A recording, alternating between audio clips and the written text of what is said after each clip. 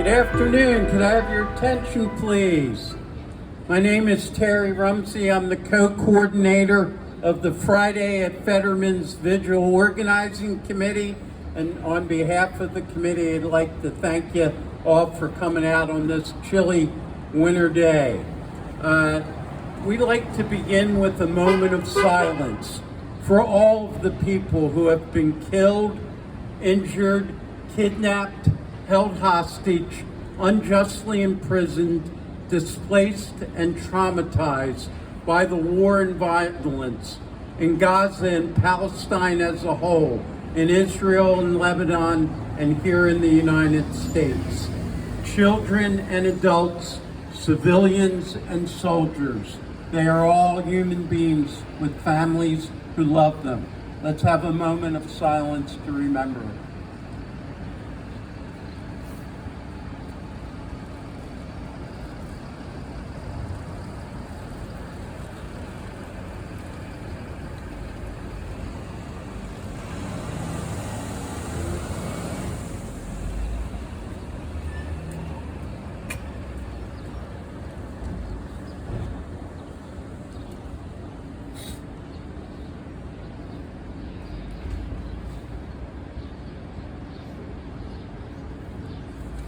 Thank you. Now I'm going to call up the co-coordinator of Fridays with Fetterman's, my partner in marriage and organizing, Robin Lasersohn, to give the official welcome and also to give a statement of century. Good morning. We're attempting to create an inclusive space at this vigil, so every week we read some version of this welcome. Please join me in your thoughts. May we welcome our neighbors near and far. May we welcome friends, old and new, and those who we are just now meeting. May we welcome curiosity and humility, vulnerability and courage, generous listening and patience, determination and passion. May we welcome activists of every stripe and all those who simply want to stand for peace in a time of war. May we welcome those of every income level and class. May we welcome people of all ages and stages of life and the unique gifts they have to offer. May we welcome and validate the full range of emotions we are feeling in the wake of tragedy. May we welcome people of all faith traditions, as well as agnostics, atheists, and seekers. May we welcome Jewish people, Palestinian people, and all those who have deep ties to any and all parties to the conflict. We see your pain and we embrace you. May we welcome people of all colors, races, ethnicities, and cultures, and every combination of those that exist within us. May we welcome people with disabilities, visible and invisible, and those who are neurotypical and neurodiverse. May we welcome people of all genders and sexual orientation, regardless of labels. May we welcome the ancestors who lived on this land where we are now, and their descendants. Welcome. Let's continue to center ourselves. Why we are here. We come together with diverse points of view and experiences. We honor them. Regardless of our differences, we are united in a singular, clear focus, demanding that Senator Fetterman publicly support an immediate permanent ceasefire in Gaza that is aligned with U.S. House Resolution 786. Our weekly peace vigil is rooted in radical nonviolence, and we expect vigil participants to refrain from violent actions, words, or messages verbally and on signs and banners. This hasn't been an issue at our vigil, and hopefully it will not be, but if you are participating in various events on this topic, we offer this support. If you encounter conflict, breathe and seek to understand before responding calmly, seeking support from a vigil organizer, or if necessary, walking away. We will invite speakers and artists to make brief presentations at our vigils. Inevitably, they will bring a variety of perspectives on the Israel-Palestine conflict, but each one will support our unifying call for an immediate permanent ceasefire. Let us model peacemaking By opening our minds and hearts to ideas and feelings we do not necessarily align completely with our own, we are all learning from each other.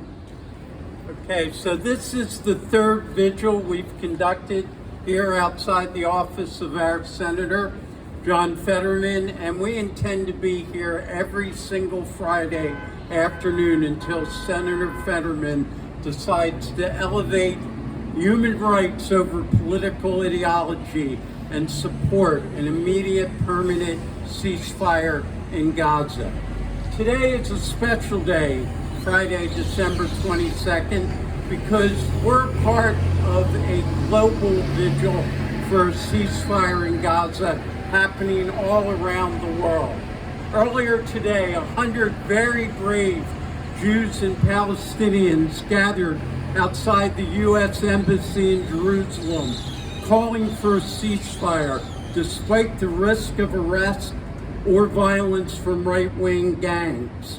We're happy to share that the vigil took place in Jerusalem without violence. Other vigils are being held, like this one, in London, Rome, Zurich, Toronto, Los Angeles, New York, and many other cities around the world. The world is united in a heartfelt cry, ceasefire now. So Senator Fetterman, join the planetary cry for peace and end this unimaginable human suffering in Gaza. Ceasefire now. Ceasefire now. Ceasefire now. Okay, let's chant a little bit. Ceasefire now! Ceasefire now! Ceasefire now! Ceasefire now. Ceasefire now. So the organizers of today's global vigil for Gaza have requested that the iconic poem, Under Siege, penned by Mahmoud Darwish, be read at every vigil taking place across the world today. Darwish, who passed away in 2008, is still considered the national poet of Palestine. While he was an eloquent voice for Palestinian liberation, Darwish was also a prophet of peace. He wrote that Jews and Palestinians were really one people. Now I'm going to introduce our vigil poet who will read the unity poem here today for us. Laurie Pollack is a Jewish American poet and artist who lives in the Philadelphia area with her wife and 2 cats. She refuses to give up hope for a peaceful solution between Israeli and Palestinian people. Laurie believes that imagining peace can be a powerful weapon of nonviolence. Laurie has taken sides in this war. She is on the side of don't kill children. Laurie Pollack, give her a warm welcome, please.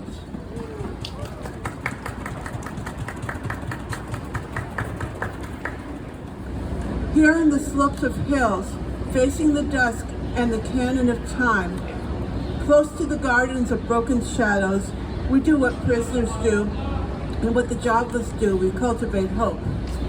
You who stand in the doorway, come in, drink Arabic coffee with us, and you will sense that you are people like us. You who stand in the doorways of houses, come out of our mourning times. We shall feel reassured to be people like you. When the planes disappear, the white doves fly off and wash the cheeks of heaven with unbound wings, taking radiance back again, taking possession of the ether and of play. Higher, higher still the white doves fly off. Ah, if only the sky were real, a man passing between 2 bombs said to me. A little of this absolute and blue infinity would be enough to lighten the burden of these times and to cleanse the mire of this place.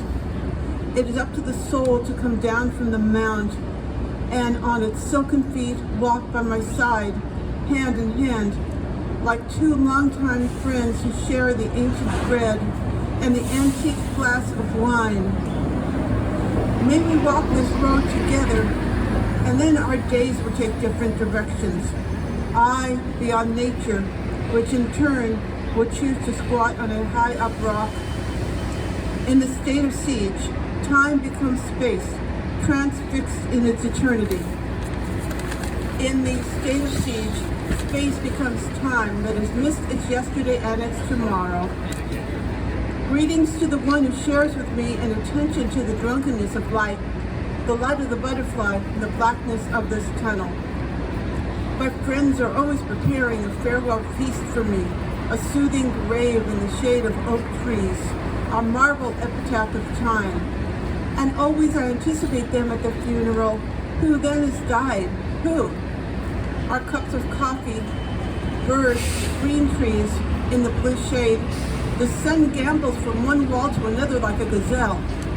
The water in the clouds has the unlimited shape of what is left to us of the sky, and other things of suspended memories reveal that this morning is powerful and splendid, and that we are the guests of eternity. Thank you, Laurie. That poem is being read at every vigil happening around the world today. And Laurie's going to come back during our closing and read a poem that she wrote. So we're looking forward to that. For those of you who can see my t-shirt, that's why I'm here today. But we like to do community building, so grab someone who you don't know and just introduce yourself for a minute and say why you came today. Then we're going to start the vigil and we'll end with a brief program.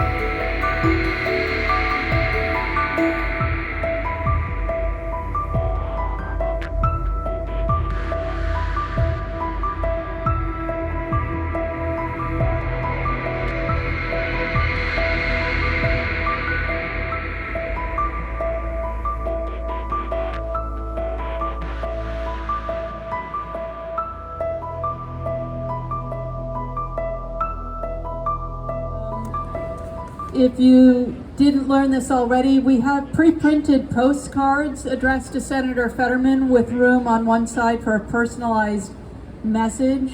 They already have postage stamps on them, and we invite people who haven't already taken one to take one, jot a message down. You can do that here, or maybe take it home, and so you can be warned and think about it, and then please drop it in the mail so that he is continually hearing from constituents that we want him to support a ceasefire.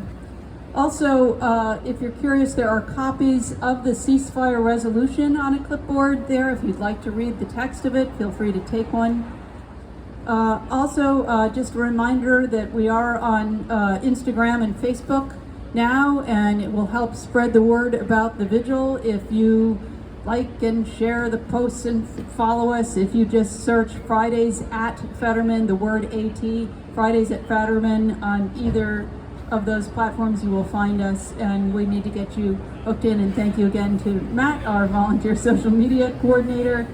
And now I'd like to invite Laurie to come back up and close the vigil with one of her poems.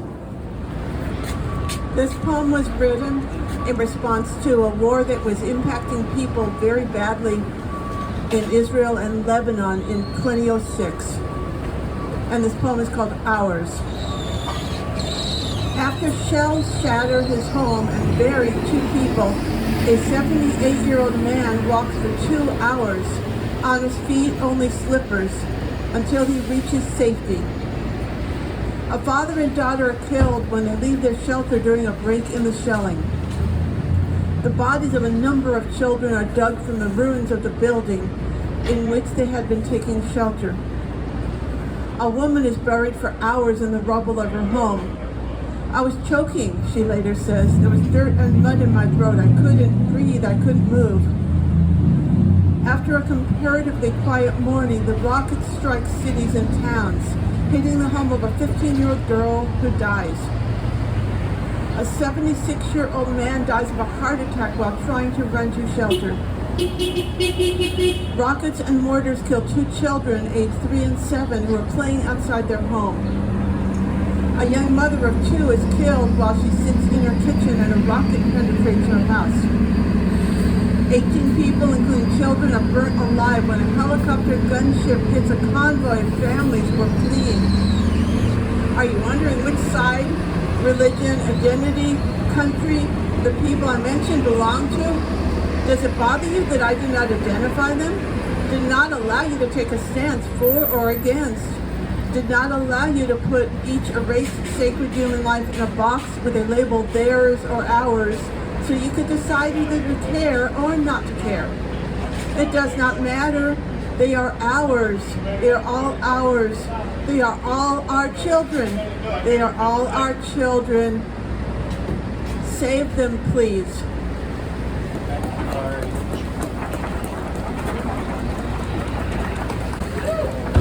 We'll end again with a moment of silence for all those who've been affected by the war.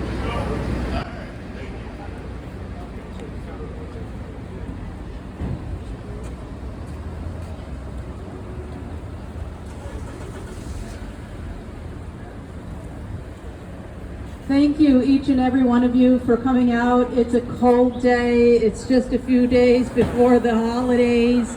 We appreciate your dedication, and we will see you hopefully next week. We will be here every Friday, 12:15 to 1:15. Take care.